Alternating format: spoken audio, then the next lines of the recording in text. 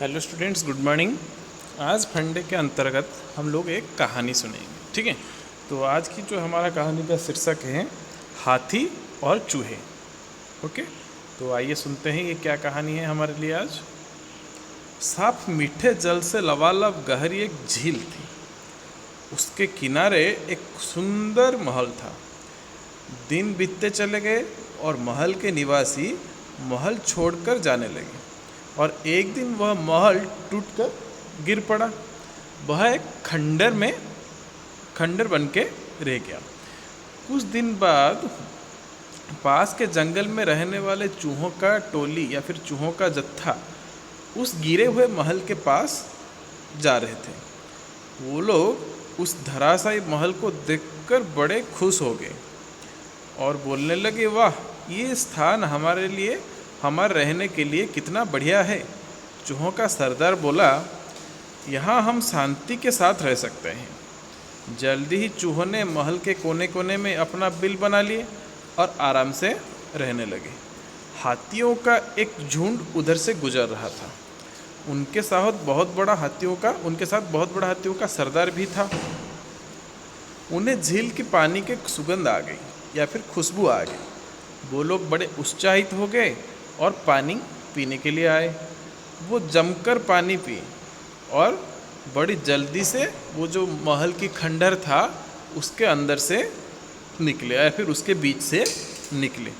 तो ऐसा करने से बहुत सारे चूहों पैरों के नीचे आकर कुचल गए, कुछ मर भी गए और जहाँ पे चूहों ने कुछ किया नहीं था वो लोग मर गए। वो हालांकि वो अपना आराम ही कर रहे थे, लेकिन हाथियों के चलते वो लोग मारे गए। इस मुसीबत के आने पर बच्चे जो चूहे बच गए थे वो लोग एकत्र हुए और अपने को इस संकट से बचाने की चिंता की। ओके, तो कुछ चूहे अपने सरदार से बोले, ये बड़े जानवर तो अब बार बार पानी पीने के लिए यहाँ आएंगे। जितनी बार भी आएंगे उतनी बार ही हम में से कुछ मारे जाएंगे। तो इसके लिए कुछ करना होगा या फिर ये बड़े जानवरों को रोकना होगा। सरदार ने उनकी बात मान ली, पर चूहों ने कभी हाथी के साथ नहीं लड़ सकते हैं। तो सरदार ने उनकी बात तो मान ली, पर इनसे लड़ा कैसे जाए? ये हमसे कितनी बलवान हैं। हम उनसे बेहतर व्यवहार और दया की प्रार्थना ही कर सकते हैं और कुछ नहीं कर सकते हैं। सिर्फ हम लोग उनको अच्छा व्यवहार के लिए प्रार्थना ही कर सकते हैं।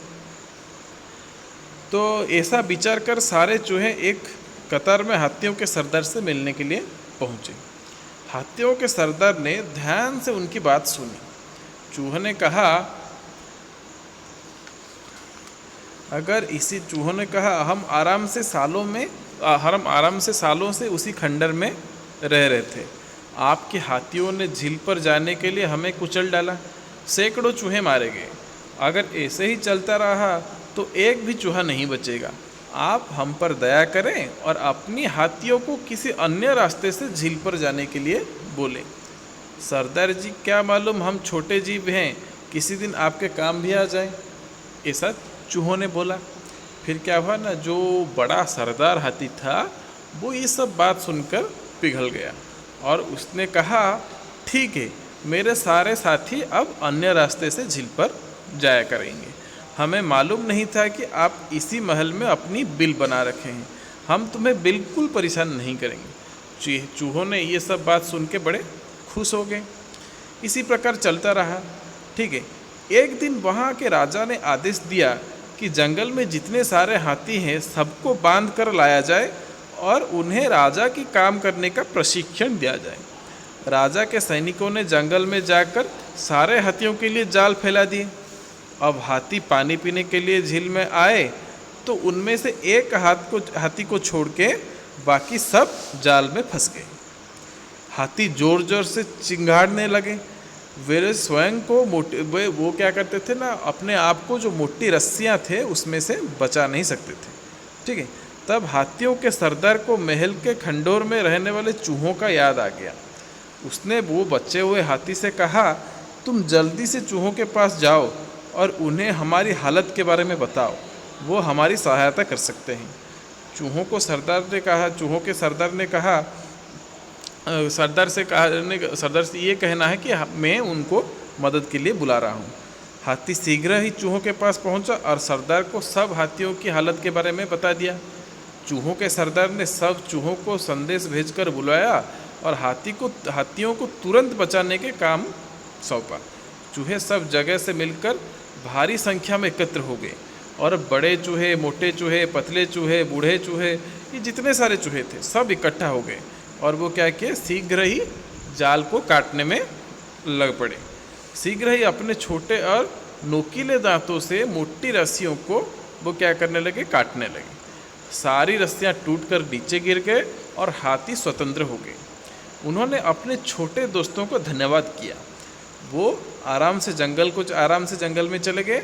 हाथियों के सरदार ने अपने हाथियों को बुलाकर कहा, देखो हम कितने बड़े और शक्तिशाली जानवर हैं, फिर भी हमें छोटे और नरम दिल चूहों को भी ज़रूरत पड़ा।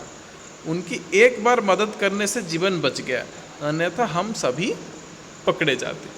तो यहाँ के हमारे जो मोरल है, यहाँ पर ये जो कहानी से हमको ये सीख मिलता है, हम कितना भी ताकतवर हैं तो हमें कभी गर्व नहीं करना चाहिए। ठीक है, सो ये आज की हमारा स्टोरी था। आप ये सबको सुनेंगे। अगर आपको कोई भी स्टोरी आता है तो आप उसको रिकॉर्ड करके ग्रुप में सेंड करेंगे। So thank you and have a nice day.